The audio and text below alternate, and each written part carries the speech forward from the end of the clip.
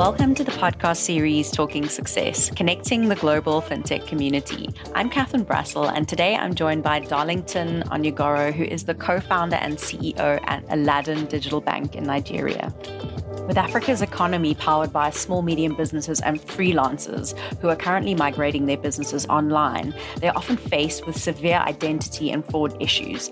But until now, have had to use fragmented solutions by downloading several apps in order to effectively run their businesses. Aladdin offers a super app to solve all of these problems. It is the world's first open digital bank that seamlessly combines banking and commerce. Bank differently with Aladdin and get the tools needed to securely earn, borrow, save, make payments, and connect with their growing community. Hi there, Darlington. Welcome to the podcast. Thank you so much for joining us today. How have you been? I'm fine, Catherine. Thank you for having me. Hello, audience. I'm really excited to be here today. Thank you. And how have things been your side and in Nigeria at, what are we now, the start of February? Oh, yeah, well, today is the month of February, and a lot, in preparation for Valentine's Day, a lot of advertising, marketing, and everybody's trying to maximize the Valentine's Day for one marketing opportunity or the other and all that. And yeah, people are excited, people are pumped. It's Lagos. Lagos is full of excitement, and we're also a part of that excitement. No, that's brilliant. And we're very fortunate to have you today. And just to hear a bit more about you, it would be great if you were able to tell us a bit more about your background, your sort of career journey, and really what got you started in the fintech space. Okay, so a brief summary about myself.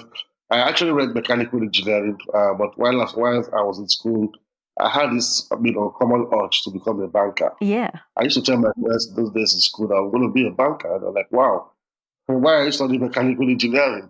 Because I was among the top 20 guys in my class. We were close to 200. And yet I had this urge to become a banker. I had this love for banking. So when I finished schooling, I actually applied to GT Bank, one of the foremost banks here in Nigeria. And I was surprised I went through the process and I was taken, I also became the best graduating student from the training school of GT Bank.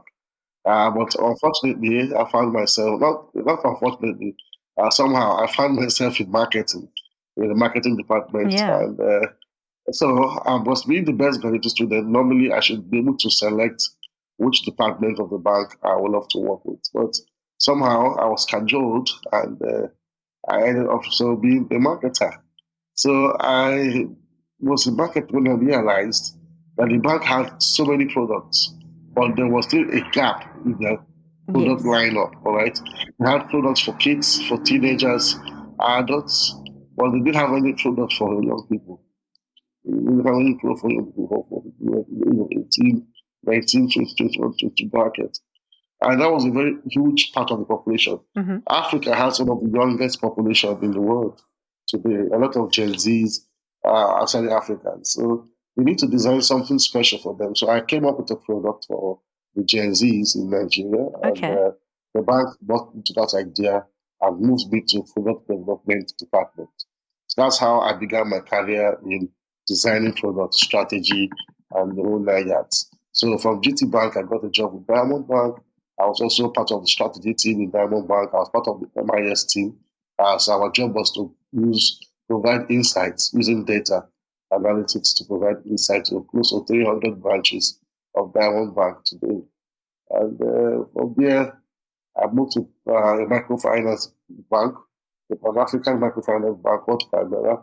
That is where I cut my teeth, actually, in regards to microfinancing, microinsurance, and the likes. I was able to understand how to do all this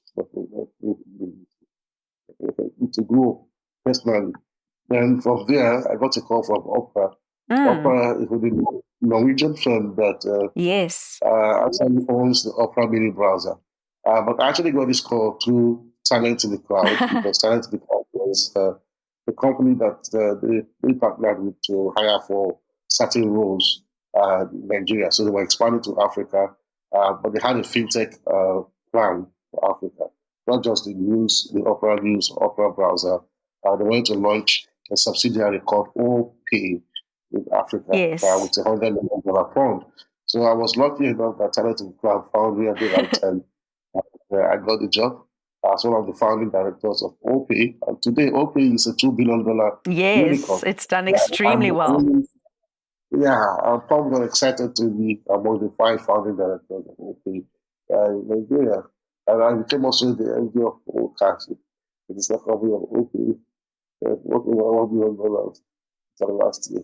So I'm just saying that has been my, my drive from mechanical engineering. I ended up being having almost 14 years banking experience so far. So I left OPay and OCash during the pandemic to start Aladdin with my friends. Then because we have seen commercial banking, microfinance banking, fintech space. We've seen it all. Not I won't say we've seen it all, but we have a good understanding of how banking works here Yes. in Africa. And therefore, we decided to come up with a challenger bank or a real bank that will just revolutionize the way banking is done. Because we felt that the monolithic structure of banking today needs to give way to a more flexible structure Yes, that yeah. actually allows individuals, SMEs, Gen Zs to become more flexible while actually banking. So banking shouldn't be rigid and just vertical, where the bank only has relationship with the customer, and there's no horizontal relationship between the customers and themselves. So we came up with Aladdin. So Aladdin is the first ecosystem bank where there's a vertical and horizontal relationship between the customers of the bank and the customers themselves. And at the same time, Aladdin is a three-in-one app that has banking features like loan savings and one time only nine has. It has a marketplace where you can actually buy and sell your goods and services. And number three, it has a social network. That's like Instagram. But this is a network of people of like minds who are on the same app, who have been verified and validated by the bank.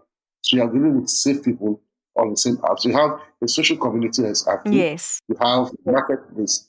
And the marketplace is protected by an escrow system to ensure that the buyer and the seller is protected once there's a deal that goes through between the two of them.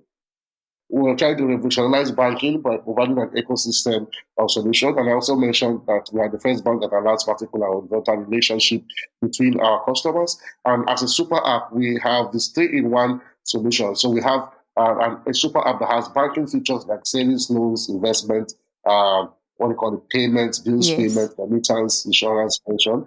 On one hand, you have a marketplace with an ecosystem that protects the buyer and the sellers so that the incidences of fraud are quite minimized on our platform, and every single customer is also validated and goes through a proper KYC process. And then we have an active community or a social network on the platform that allows you to expand the network, make new friends, and to follow people, and other people can follow you on the app and see your work and also see your business and what you have to offer on the app. So we allow both social commercial interaction while also supporting you with banking solutions on the app. So we are a super app and we're also an ecosystem bank because we allow both vertical horizontal relationship, and beyond that we also allow other startups who have beautiful solutions to integrate their APIs into our ecosystem so that we can provide a broad range of solutions to SMEs, freelancers, and also the Gen Zs on the platform.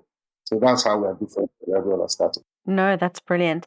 And I mean, going back to Aladdin, itself, what would you say is the sort of mission of Aladdin, and really, what is Aladdin Bank trying to achieve in Nigeria? So essentially, Aladdin, our mission is actually to support small businesses, because we found out that Africa's economy is actually and I see controlled by SMEs and freelancers. So those are the cornerstone of Africa's prosperity. There's no single family in Africa that doesn't have an SME. No single family. I mean, either your auntie is running a business, or your uncle, or your brother, your sister, yourself. You are doing a small business on WhatsApp status or on Instagram, or you're running your business with a physical shop somewhere. Everybody there. Africa's economy they can't do without SMEs because there are not enough 9 to 5 jobs to go around. We have Yes. 1.4 billion people.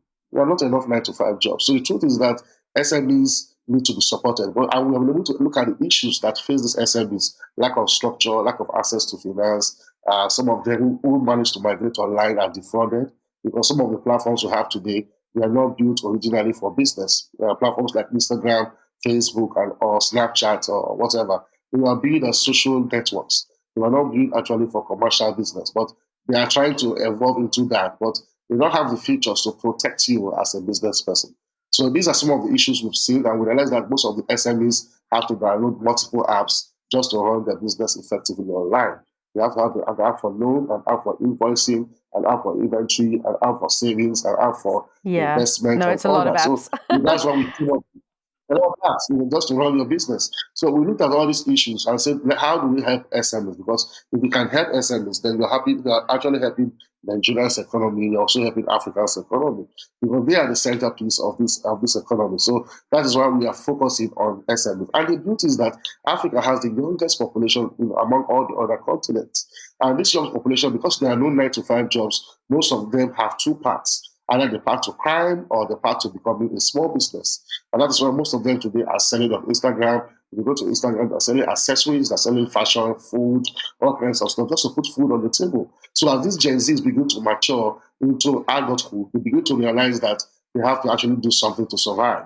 So the truth about the matter is that what we are building is going to support hundreds of millions of people in Africa who are trying to put food on their table, who are daily hustlers. Either they're selling the product or they're offering a service to you. Some of them are programmers, they're developers, photographers, cake baking. There are all kinds of services that people render just to put food on their table. So we're building an ecosystem for them to provide them with banking services, a marketplace across Africa, and a social network, of people that are safe and validated on one app. So our joy is to provide a Pan-African app for them that allows both cross-border payments, cross-border deliveries, cross-border marketplace, and providing all this kind of cross-border network across them to empower them with all the tools they need to thrive, 360 degrees in Africa and beyond. Yes. So that's our mission.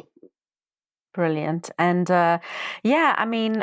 we'd love to know a bit more about perhaps some of the obstacles that you've encountered along the way, being in the startup space and especially being in quite a competitive market, that is open banking. So what have kind of been some of the sort of biggest obstacles that you've managed to sort of, come through, in this very competitive space?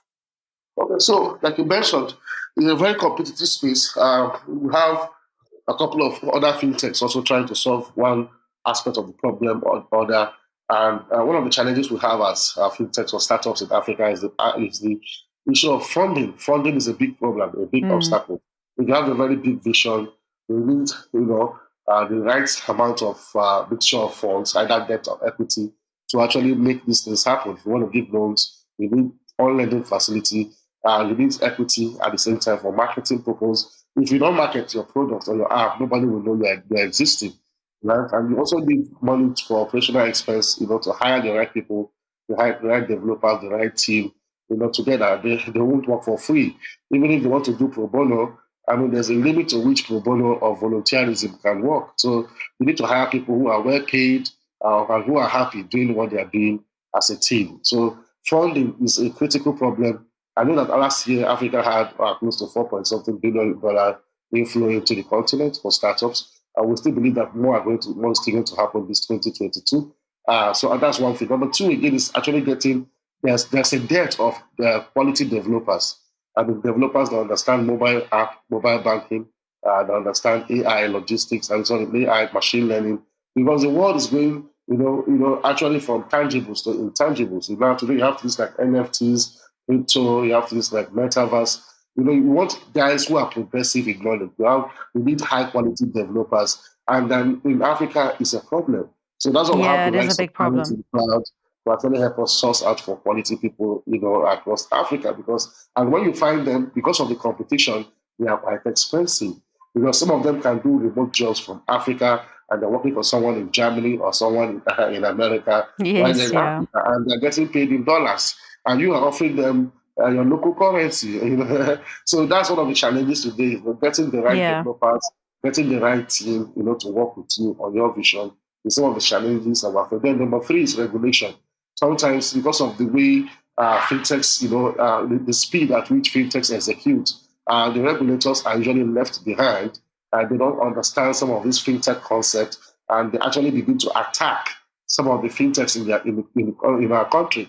They come up with policies, regulators that are not friendly, making the environment hostile to some of the innovations that fintechs actually bring. Because most times innovation precedes regulation.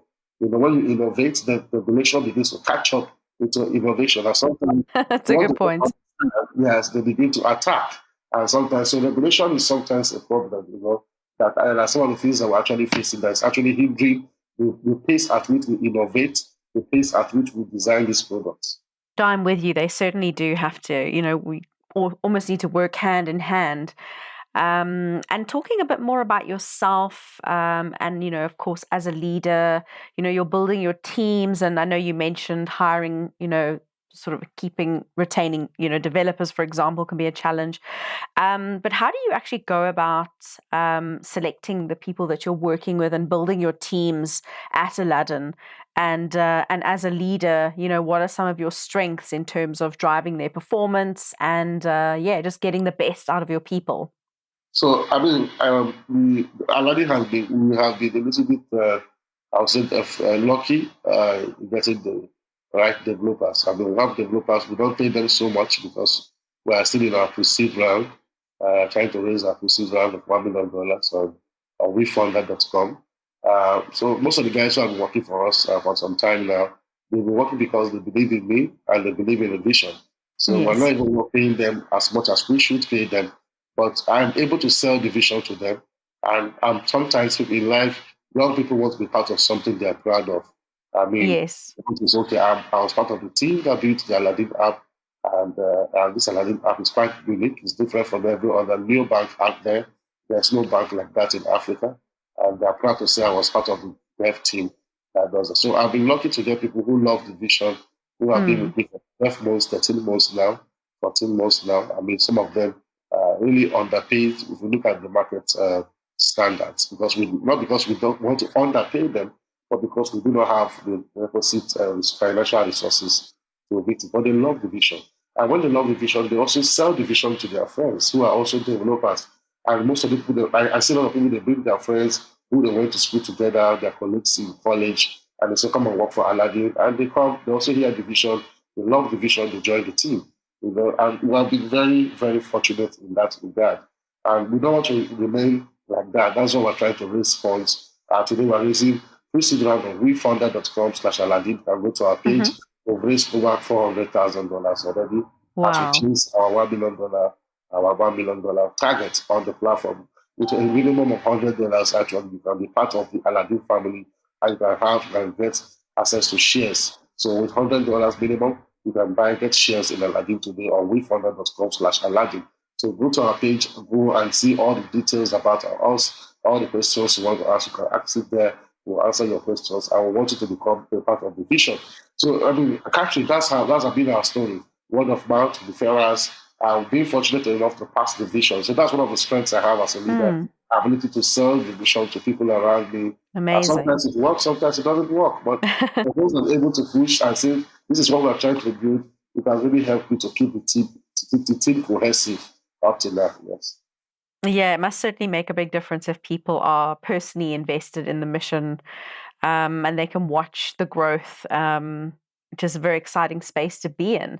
So talking about 2022 that we're in now, what can listeners keep an eye out for? What are some of the exciting projects on the go, and what is in store for us this year at Aladdin? Okay, already we've launched the new Aladdin app about a month ago. It's a really exciting app. And the new app is actually a departure from the old app because the new app has all the bells and whistles that we have been announcing for months. And Awesome. so that's why we're excited about the new app. It's available on iOS, it's available on Android. I mean, just look for Aladdin Digital with our new logo because we also have to do a rebrand. We need a brand refresh in December so that we can refresh our brand, change the logo, the looks, and everything. So in preparation for the launch. So we have a lot in store. We have a lot of beautiful feature. Like on February 14th, Valentine's Day, we're launching a giveaway feature on the app that allows you to do giveaways. You want to do a giveaway, for example, to your followers on the app, you can do a giveaway And Oh, lovely. lovely. Just click a button, create a giveaway in less than 1 minute, and the system takes charge and does it for you automatically. When you set, you say 6 p.m., 5 p.m., anytime you set, system does it, the giveaway for you randomly, either to your followers or to the entire Aladdin community. We have a lot of innovative solutions like that on the app, and people should start looking forward to how much innovation will bring on the Aladdin app. A lot. If you go to download the app, Yeah. you see that the look and feel is different, the design is different, the thinking around it is different, and that's what people should look forward to in 2022. A lot of wonderful features. I won't let all the cat out of the bag here. No, it's amazing. I'm certainly going to check it out myself, and I'm sure a lot of our listeners will. So that's exciting. So check out Aladdin Digital on Play Store or iOS. There are 2 logos. Please look for the newest logo among them. The most sexy logo among them. So you don't download the old app. Brilliant. Well, I mean, that's I think that's all we have time for today. But Darlington, it's been such a pleasure hearing a lot more about what Aladdin Bank are doing, and especially in Nigeria. And if our listeners would like to get hold of you, what is the best way for them to reach out to you? Okay, so you can reach out to me to my email. I have a personal email. I mean, people like it. It's called celebritybanker@gmail.com. I'm the Africa's #1 celebrity banker. So celebritybanker@gmail.com. Just send Brilliant. me an email, and my number is 234-80-325-32634. That is 234-80-325-32634. But you can hit me up at celebritybanker@gmail.com. Or if you want to go professional or official, Darlington at Aladdin.ng. Darlington@Aladdin.ng. Aladdin is Aladdin. So Aladdin.ng. So you can hit me up Brilliant. at any of those emails or that phone number. Thank you very much. Or you can check me out on LinkedIn. Drop me a DM on LinkedIn. I'm available on LinkedIn. Darlington Onyeagoro. I'm on LinkedIn. I'm on Instagram. I'm on Twitter. All these places you can find me. You're everywhere. You're a celebrity banker. Brilliant. Thank you so much, Darlington. We will also have all of those details below for people to be able to reach out. And yeah, we're excited to watch Aladdin and see everything come to fruition this year, and just wishing you all the very best. Thank you so much, Catherine, for having me. My pleasure. For listening. Have a nice Cheers. Cheers. Thank you for listening to this week's episode, Talking Success, connecting the global FinTech community.